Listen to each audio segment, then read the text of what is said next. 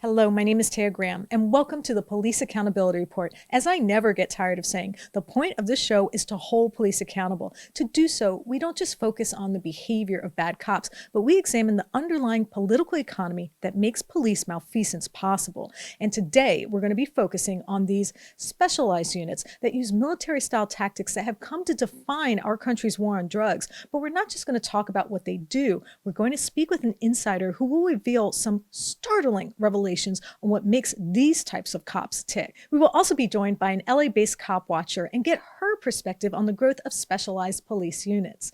But before I get started, I want you watching to know that if you have evidence of police misconduct or brutality, please share it with us and we might be able to investigate. Please reach out to us. You can email us tips privately at par@therealnews.com and share your evidence of police misconduct. And of course, you can message me directly at Taya's Baltimore on Facebook and Twitter. And please like, share, and comment. You know I read your comments and appreciate them. Now, that's out of the way. If there is any dominant symbol of our evolution towards a more aggressive and militarized policing, it's the specialized unit. I'm talking about groups of plainclothes police officers who have prosecuted this country's war on drugs, conducted risky no-knock warrants, and been at the forefront of asset forfeiture, taking property without due process. It's a style of policing that can lead to destructive consequences. Take, for example, Baltimore's Gun Trace Task Force, a group of now 9 officers who robbed residents, dealt drugs, and stole overtime. And last week, we witnessed a tragic example of how these units have transformed policing with the death of Breonna Taylor. Taylor was home with her boyfriend in Louisville, Kentucky, when a plainclothes narcotics unit executed a no-knock warrant. The police used a battering ram to break down the door and stormed in the house without announcing who they were. In the ensuing mayhem, Taylor's boyfriend, Kenneth Walker, fired a single shot, striking one of these police officers. You can see on the screen in the leg. The cops returned fire, striking Taylor 8 times, killing her on the scene. But that wasn't the end of the story. Turns out the man police were hunting had already been arrested at another location. And despite the fact there was no evidence either Taylor or her boyfriend had sold drugs, police raided the home. In fact, the only evidence police used to justify the no-knock warrant was the suspicion that the suspect had used her address to ship illegal narcotics. It's worth noting that the state of Kentucky has a stand your ground law, meaning when under threat, a person has the right to defend themselves. Since both Taylor's neighbors and her lawyers say police did not announce their presence before storming into the house, many civil rights activists have questioned why Walker has been charged with attempted murder. Technically, the Kentucky law does not apply to force used against police officers, but there's a caveat. If police don't announce themselves, as alleged in this case, then the use of force against them is considered warranted, which is why we have asked the Kentucky Attorney General's office, who is now handling the case, why Walker is still facing charges. Of course, the execution of no-knock warrants is not an uncommon practice. According to a report from the Louisville Courier, the use of no-knock warrants has risen dramatically in the past 40 years. In fact, the newspaper reported that there were on average 3,000 per year. And now that total is approaching 60,000 annually.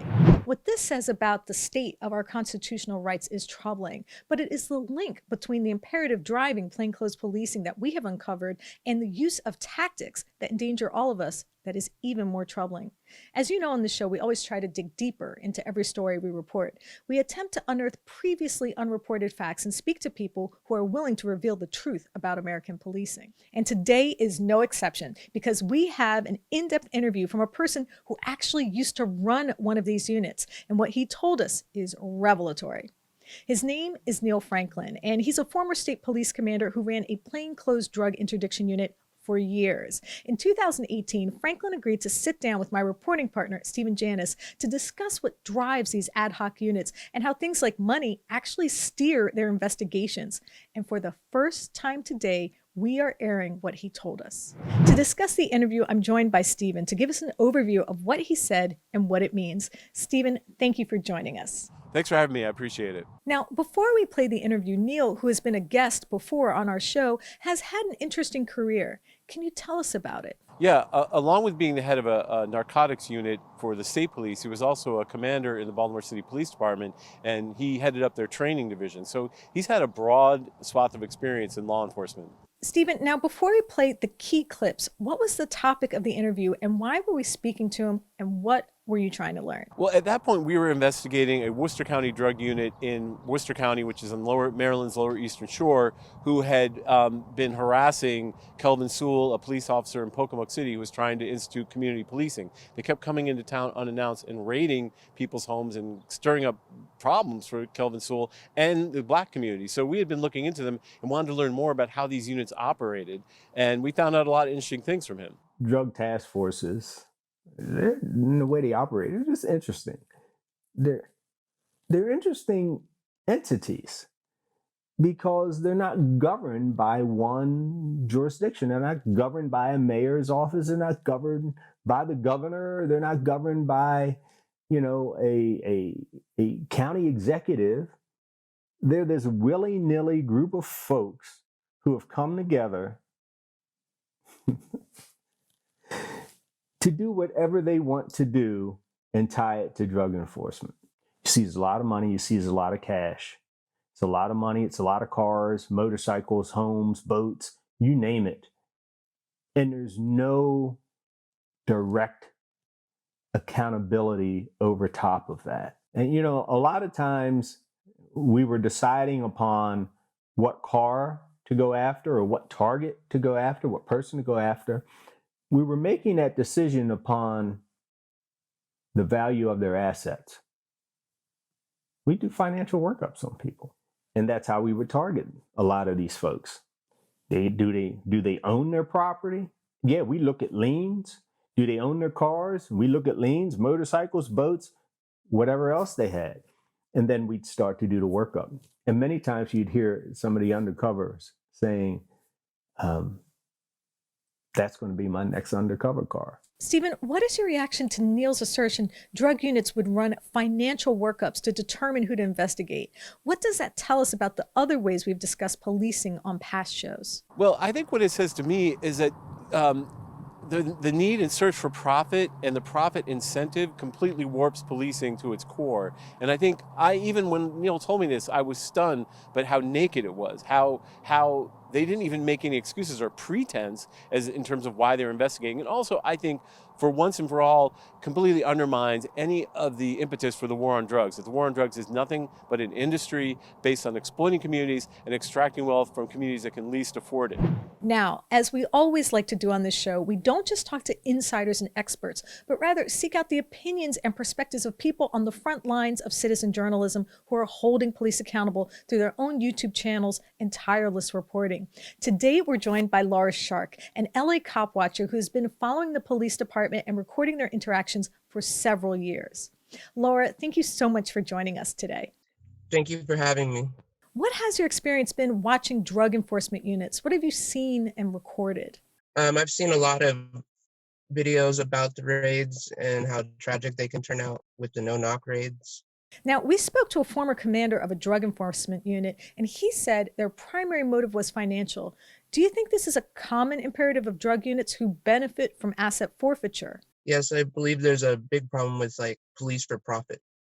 Basically, what I've read into and I've witnessed. I mean, it does seem like then it gives them incentive to pick a victim, basically. Laura, you have a video here where you caught on camera part of the process we're talking about, taking property from people who are being charged with a crime.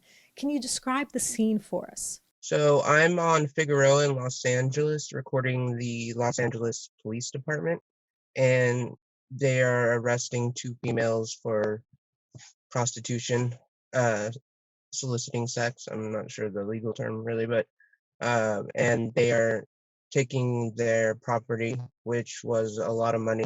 It kind of dawned on me that, aside, there's obviously the drug raids and that asset forfeiture part, but there's also street police for profit, where it's essentially, in my opinion, the police are the pimps. They're just a secondary pimp. They're collecting money, and they're accepting that money that these women made, and whatever their struggles are. It gets pretty dark. I also talked to a prostitute later on and asked them straight up, do they keep your money? And she said they're not supposed to, but it just depends on the cop. But usually, yeah, or they demand sexual favors. So that's a whole different issue, but it still falls in line with, forfeiture. So, Laura, let's go to your video from May 4th. Can you describe for us what we're seeing here? We were listening to the scanner. We heard them say "officer still" in a fight, and we see a female deputy kind of running. They were saying something about OC. We could see she had something in her hand, and Tom Zebra started yelling, "Leave him alone!" And then all of a sudden, she just kind of stops in her tracks, and she went back to her unit. I assume to put whatever she got back. Like, they weren't done with them until we showed up, basically. I didn't see the suspect right away. I saw 3 deputies on the ground, kind of behind a bush. Then we were pushed back by Deputy Gomez, to film. He threatened to arrest us if we didn't abide, by his words. And basically, too, when they try to claim crime scene, means they're just trying to get you out of the area. But there was a point where, and I'm pointing in the direction of the 3 deputies, when all of a sudden they sit this man up, and it was horrific. It really shocked me. I really wasn't expecting that. I've recorded obviously many police contacts, but that really was like I was speechless. And I almost was holding back tears because of the state of this man's face was like just so disfigured. It was like, is he even human? And it was just, and then said, and I've actually recorded these deputies many times, so I almost feel like they know me, I know them, and I was angry. I was very angry. What kind of hostility have you endured as a cop watcher just for recording the actions of law enforcement? In the very beginning, when I first started, I feel like, even though I mentioned Tom Zebra, he's been doing this for over a decade. He's, I, in my mind, I thought he had already set, the mold for police departments. But come to find out, still most police departments weren't used to the concept. They weren't telling me to stop necessarily, but they pushed me back as far as they could. Their hostility, they were very, very rude, very cynical. And then, because I stayed with that department, because I was so shocked by their response to me, I kind of just focused in on them, LAPD Harbor Division. And, slowly but surely, it's like, hi, Laura, like they get used to me. But, I've been to many other departments, and basically what they do is just put up tape and get you out of their hair. Do you think your work and the work of others like you has any effect on how law enforcement operates? For example, when you were shooting this video, the officers noticed you and it altered their behavior, correct? Yes, from when we saw the female deputy running up to stopping in her tracks, it was something that I remember, like, Tom Zebra seeing. He's like, what do they mean, OC? And we were running up, and he said they're going to go get OC, and I'm running up. So I remember him saying that. I remember seeing the deputy, but at that point already, I was trying to focus in where the suspect was.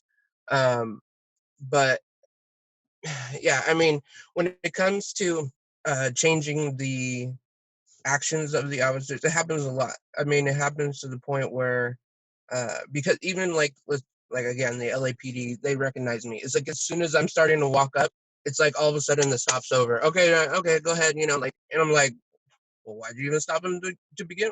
Like situations like that, where I feel like the difference is that they know, they can't. Well, I guess technically that they do what they want, but they know that my video will be available right away, and it's harder for them to cover their tracks when they don't have enough time. I'm kind of going a little above your question, but I don't really feel like I'm going to change the police, to be honest. Like, that has never been my intention, to change police. I feel like that's like a pipe dream. They have, there might be organizations or people out there that can, take on such a task, but me, I'm more focused on the citizens, the public, and educating on your rights. This is what happens with police every day. So it's clear once again that the link between policing and profit cannot be ignored. Both our guests, Neil Franklin and Laura Shark, document in some detail how the process of law enforcement is fueled, at least in part, by the search for cash. That this link has evolved hand in hand with the interminable war on drugs and the rise of aggressive policing cannot be discounted. It's a fusion of the power to search and seize with the allure of personal and private gain driving it behind the scenes. I mean, let's face it, as Neil pointed out, officers could literally drive the cars they confiscated in drug raids. They were actually allowed to partake in the so-called spoils of the war, and in this case, the war on drugs. How in any practical sense could this incentivizing of law enforcement not end badly? How could any society sacrifice its civil rights to the altar of profit acquired through punishment? And how can we expect reform if plainclothes officers are allowed to roam the country barely supervised, to execute dangerous no-knock warrants based upon the flimsiest of evidence? These are questions that deserve answers. But let's be clear, just looking at the facts that the risk of no-knock warrants are real and often lead to tragic consequences. Consider the case of Brianna Jones. It was 10 years ago this May that a SWAT team officer shot and killed the 7-year-old girl in her Detroit home during a no-knock warrant. Officers stormed into the house carrying assault rifles, searching for a murder suspect, but they had the wrong address. The officers first launched a flash grenade into the living room before busting through the front door. In the ensuing chaos, Officer Joseph Weekly fired a single shot from his AR-15, killing the young girl who was sitting on the couch in the arms of her grandmother. At first, Officer Weekly said Brianna's grandmother had grabbed the gun, prompting it to discharge unintentionally. But evidence later showed that the story was untrue, and Weekly was charged with manslaughter. After 3 trials, the charges against Weekly were dropped. But what has received less attention is that this case also fits the profile of policing for profit. And while the connection is less direct, it shows how the intersection between money and law enforcement, policing and propaganda work hand in hand to justify these types of raids. That's because Officer Weekly was a frequent star of the reality TV show produced by the A&E channel called The First 48. The show depicted Weekly, who was called the Brain, as one of many heroic officers solving homicide on the streets of Detroit.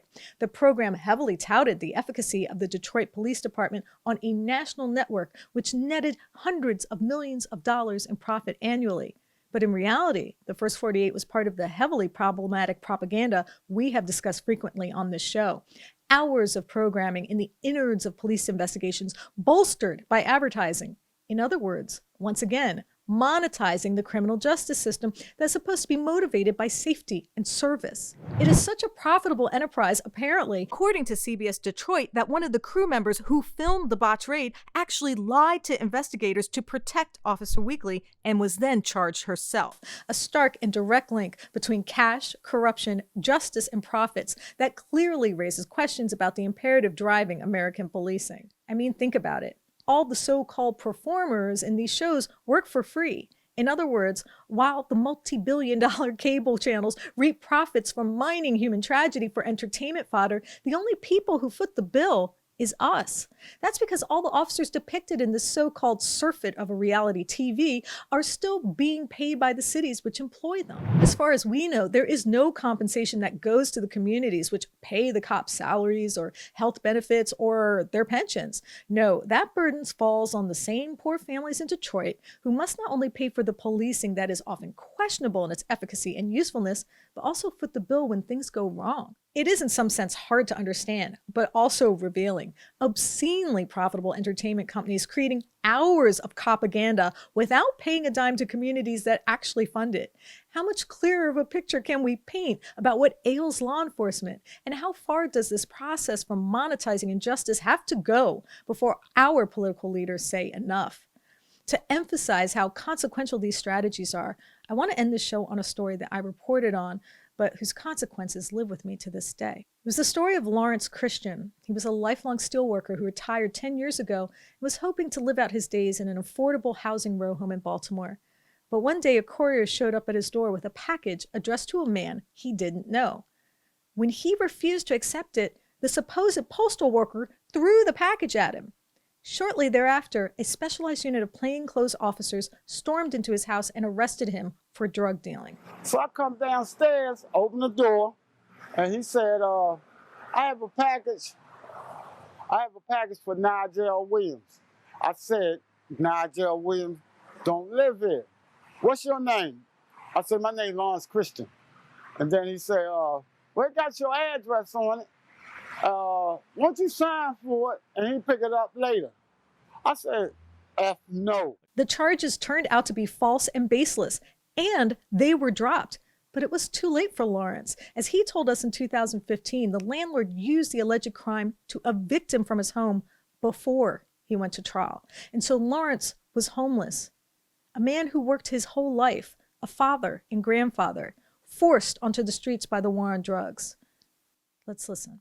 It's terrible. It's really terrible. I feel like I've been tossed away, something I didn't do. Since we spoke to him, Lawrence has disappeared. We've not been able to connect with him or speak with relatives who might put us in touch. He has, in some sense, vanished. And for that reason, I will make an appeal here and now that, Lawrence, if you are watching or if someone who knows him is watching, please reach out to us. Please let us know. As with all the people we speak with as journalists, you are not forgotten, and we will not forget the story you shared with us or the life you lived. That is my promise to you and to everyone that comes on this show. I want to thank my guest, Laura Shark, for her incredible work documenting police in LA and across the country. Laura, thank you for your time and for your work. Thanks for having me. I really enjoyed this. And I want to thank intrepid reporter Stephen Janis for his investigative reporting, writing, and editing. Thank you, Stephen. Taya, thanks for having me. Let's continue this conversation. And of course, I have to thank friend of the show, Noli D, for her support and for introducing me to Laura.